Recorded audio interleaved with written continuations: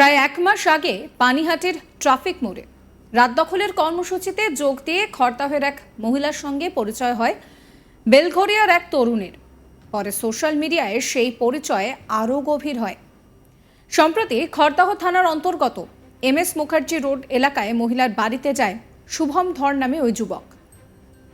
সঙ্গে নিয়ে যায় তারই বন্ধু আগরপাড়ার বাসিন্দা অর্ঘ্য দাসকে।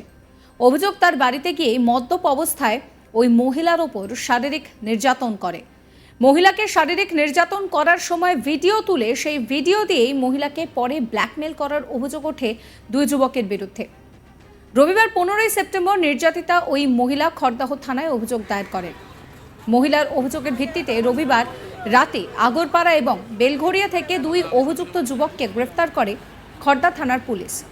সোমবার 16 সেপ্টেম্বর ধৃতদের ব্যারাকপুর আদালতে পাঠানো হয়। তাদেরকে 5 দিনের পুলিশি হেফাজতের নির্দেশ দেওয়া হয়েছে আদালতের তরফে। এদিকে ওই নির্যাতিতা মহিলার মেডিকেল পরীক্ষা করানো হয় বলরাম সেবা সদন হাসপাতালে। সংবাদ মাধ্যমের মুখোমুখি হয়ে ওই হাসপাতালের চিকিৎসক কৌশিক রায় তিনি জানান যে এতদিন আন্দোলন করেও কোনো ঘটনাই কিন্তু থামানো যাচ্ছে না। এর জন্য দরকার মানুষের বিবেক জাগ্রত হওয়ার।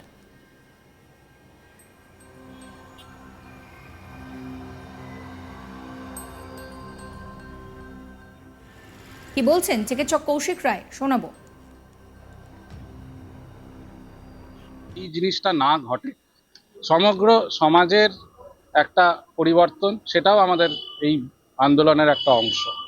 কারণ আমরা দিনের পর দিন দেখছি, আজকেও এই মুহূর্তেও আমি একটি কেসের মেডিকেল করে এলাম।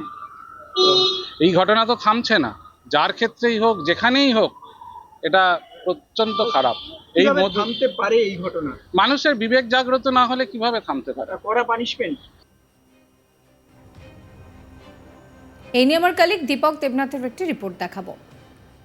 দেখো, এক তরুণী অভিযোগ এবং এরপর তার ভিডিও করে তাকে ব্ল্যাকমেইলের অভিযোগ উঠেছে খড়দার একটি এলাকায়।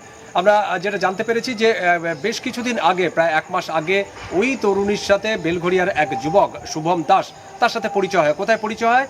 এই যে আরজিকর ইস্যুতে তারা যখন প্রতিবাদ করছিল, রাত জাগো কর্মসূচি ছিল, ঠিক সেই সময় এক মাস আগে পানিহাটি ট্রাফিক মোড় যেটা আছে, সেই ট্রাফিক মোড়ে এই রাত জাগো কর্মসূচিতে তাদের পরিচয় হয় এবং একই সঙ্গে তারা জাস্টিস ফর আরজিকর দাবিতে স্লোগানও তোলেন।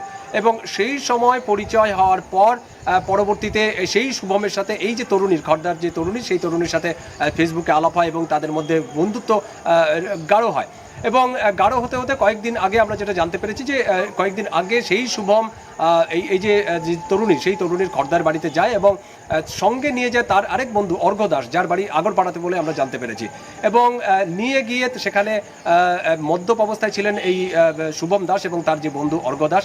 মদ্যপ অবস্থায় সেই তরুণীর উপরে অভিযোগ, এবং শুধু তাই না, পর তার ভিডিও করা হয়। সেই ভিডিও করে সেই তরুণীকে আবার ব্ল্যাকমেলিংয়ের অভিযোগ ওঠে। এরকম একটি মারাত্মক অভিযোগ উঠেছে, ঘটনায় প্রচণ্ড চাঞ্চল্য ছড়িয়ে পড়েছে। এবং তারপরেই আমরা দেখলাম যে গত রবিবার তার সকালবেলার দিকে সেই তরুণী ভয় ডর সমস্ত কিছু ত্যাগ করে তিনি খড়দা থানায় ছুটে যান। খড়দা থানায় একটি FIR দায়ের করেছেন এবং সেই অভিযোগের প্রেক্ষিতেই আমরা দেখলাম যে খড়দা রাতের দিকে সেই দুই যুবককে, একজনের নাম হচ্ছে শুভম দাস এবং অন্যজন হচ্ছে অর্ঘ্য দাস, তাদের একজনের বাড়ি বেলঘরিয়া, অন্যজন হচ্ছে আগরপাড়া, তাদের দুজনকে গ্রেপ্তার করে। এবং গ্রেপ্তার করার পর আজকে ব্যারাকপুর যে মহকুমা আদালত আছে সেখানে তাদেরকে তোলা হয় এবং দুইজনকে পুলিশ রিমান্ডের নির্দেশ দিয়েছে। অন্যদিকে যেই তরুণীর মেডিকেল চেক আপ হয় খড়দার যে বলরাম সেবা সদন, সেই সরকারি হাসপাতালে, এবং সেই হাসপাতালের যে ডাক্তার কৌশিক রায়, তিনি বলেছেন যে এরকম ধরনের ঘটনা ঘটেই চলেছে, মানে একের পর এক প্রতিবাদ আন্দোলন। তুমি জানো যে আরজিকরের ইস্যুতে ইতিমধ্যেই রাজ্য জুড়ে একটা প্রতিবাদের ঝড় উঠেছে, আন্দোলন চলছে। গত 9 আগস্ট থেকে সেই আন্দোলন চলছে, প্রায় এক মাসের বেশি সময় হয়ে গেল, কিন্তু সেই ঘটনার রেশ এখনো কাটেনি এবং সেই ঘটনার যে বিচার এখনো পায়নি নির্যাতিতার পরিবার।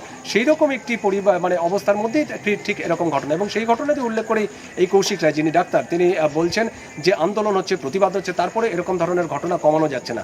তার যেটি অভিমত যে মানুষের যে বিবেক, সেই বিব্রতকে জাগ্রত করতে হবে এবং জাগ্রত করলেই তবেই এই ধরনের ঘটনা বন্ধ করা সম্ভব। এবং ইতিমধ্যেই এই যে ঘটনা, এই ঘটনা কিন্তু চাঞ্চল্য ছড়িয়েছে এবং পুলিশ ইতিমধ্যেই পদক্ষেপ নিয়েছে সেই অভিযোগের যেই নির্যাতিতা, সেই নির্যাতিতার অভিযোগের ভিত্তিতে।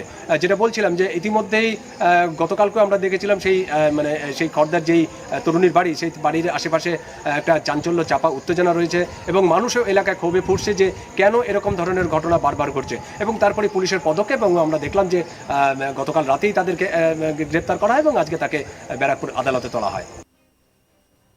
প্রসঙ্গত আরজিকর কাণ্ডের পর অভয়ার বাবা মা চেয়েছিলেন যে তাদের মেয়ের দেহ সংরক্ষণ করা হোক। তারা চেয়েছিলেন যে তড়িঘড়ি যাতে দেহ দাহ না করা হয়, কিন্তু পুলিশের চাপের মুখে পড়ে শেষ পর্যন্ত নথি স্বীকার করতে বাধ্য হন তারা। তাদের বক্তব্য যে প্রায় 300 মতো পুলিশ সেখানে ছিল, বিপরীতে তারা ছিলেন মাত্র 3 থেকে 4 জন।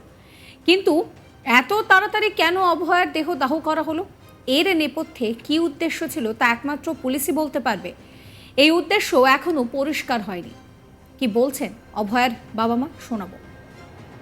এই অভিযোগটা আমরা প্রথম থেকে আমরা যেটুকু আমাদের সাধারণ বুদ্ধিতে যেটুকু আমরা বুঝতে পেরেছিলাম প্রথম 12টা 10 মিনিট ওখানে ঢোকার পরে, সেটাই সিবিআই সেটাকে দেখেছে এবং সেইভাবে বিচার করে তাদের অ্যারেস্ট করেছে। এবং সন্দীপ তার পুজোর সঙ্গে wife- টানা যোগাযোগ রেখেছেন, সন্দীপ পুজোর সঙ্গে ঘটনার পর থেকে সেই তথ্য প্রমাণও এসেছে। সেটা তো ওদের কাছে নিশ্চয়ই প্রমাণ এসছে বলেই ওরা বলেছিলেন, তো বলতো। এবং আমরা পরেও চলে গেছিলাম টালা থানায় বডি প্রিজার্ভ করার জন্য, তখনও পুলিশ আমাদের হেল্প করেনি, তখন আমাদের প্রেশার দিয়েছে মানুষ বডি যাতে আমরা তাড়াতাড়ি, মানে তখন তো বাড়িতে এসেই গেছে। আমরা টালা থানায় আমরা পুলিশকে বারবার বলেছি আমাদের মেয়ের বডি প্রিজার্ভ করতে চাই, আমরা পোড়াতে চাই না, আজকে দাহ করতে চাই না, শোনেনি আমাদের শোনেনি কথা। আমাদের। আপনারা বলেছেন, হ্যাঁ, হ্যাঁ, এবং সেটাই বলছে যে ওসি চেষ্টা করছেন যে দ্রুত সৎকার করে দেয়। তার হ্যাঁ। কতটা চাপ দিয়েছিল আপনাদের? চাপ 200-300 মানে পুলিশ কি, আমাদের বাড়ির এখানে, 300 পুলিশের সঙ্গে আমরা 2-3টে লোক কি করবো? 200-300 পুলিশের আমরা সঙ্গে ছিলাম, আমরা আমাদের 2-3টে বাড়ির লোক পাশের আমাদের একজন কি ছিলেন, করবো? আমাদের ড্রাইভার ছিল, আমরা 4 জন ছিলাম। মেন্টাল বিচারও সৃষ্টি করে। কেন? সেটা তো ওরাই ভালো বলতে পারবে, ওদের কি উদ্দেশ্য ছিল এখনো তো সেটা উদ্দেশ্য তো পরিষ্কার হয়নি। এই অভয়াকাণ্ড কিন্তু বলা যেতে পারে যে পুরো ভিতটাকেই নাড়িয়ে দিয়েছে। এই অভয়ের জন্য বিচার চাওয়ার পর যে রাত দখলের ডাক দেওয়া হয়েছিল, সেই রাত দখলের ডাকেই এক মহিলার সঙ্গে বন্ধুত্ব এবং সেই মহিলার সঙ্গে তার যে বন্ধু, তার যে দুর্ব্যবহার, সেই ব্যবহার থেকে কেন্দ্র করে প্রশ্ন উঠছে। অন্যদিকে এই অভয়াকাণ্ডে অভয়ের মা তিনি বলছেন যে ক্রাইম সিন বদল করা হয়েছে, ওখানে প্রকৃত ঘটনা ঘটেনি। কলেজ কর্তৃপক্ষ, পুলিশ প্রশাসন সকলের ভূমিকা ছিল, পুলিশ বেশি মাত্রায় সক্রিয় ছিল। বাবার প্রশ্ন যে পুলিশ বলছে যে মেয়েকে তো সংজ্ঞাহীন অবস্থায় পাওয়া গিয়েছে। অর্থাৎ এই মুহূর্তে দাঁড়িয়ে অভয়াকাণ্ডকে কেন্দ্র করে যখন চারিদিকে justice for RG Kar, justice for Abhaya এই প্রসঙ্গ উঠছে, তখন সেই রাত দখল বলা যেতে পারে যে রাজনীতিকেই পাল্টে দিয়েছে। সেই রাত দখলেই এক মেয়ের সঙ্গে বন্ধুত্ব এবং তার উপরে নির্মম অত্যাচার। আর সেই অত্যাচার থেকেই প্রশ্ন উঠছে যে মানুষের বিবেক জাগ্রত কি আদৌ হবে?